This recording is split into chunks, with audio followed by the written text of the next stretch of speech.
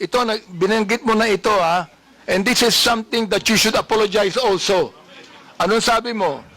Do not let these criminal forces twist reality to turn a strong, decisive leader into a monster.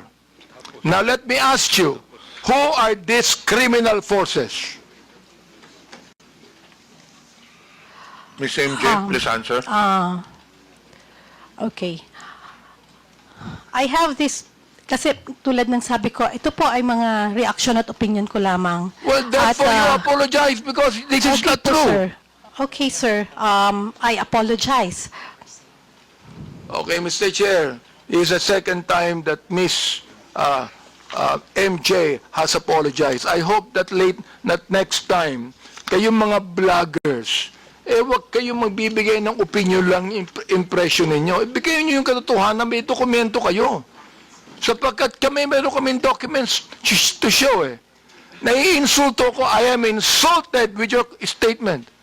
Being the chairman of the Committee on Human Rights and one that's investigating, I am actually insulted with your statement. Again, my apology, sir, and noted po sa mga suggestions po ninyo.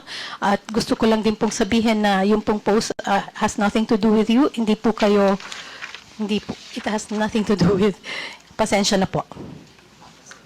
Well, Mr. Chair, maraming salamat, no? Yung binabanggit mong nothing to do with me, pero yung tinawag mong criminal forces, kasama kami dun ikaw naman, mag-isip naman kayo.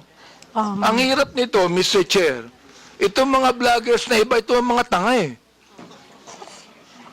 So, tatanga-tanga ang gobyerno. Mag-isip kayo. Hindi lang sumusulat kayo kung anong gusto nyo isulat dyan. You're telling us, yung criminal forces, gusto kong sabihin ngayon, Mr. Chair, publicly, ikaw ang tanga. Okay, Your Honor, pero Mr. Chairman. Mr. Chairman. Representative Ponduano. Mr. Chairman, just a matter of protocol. May I move to strike out the statement of the Chairman Abante?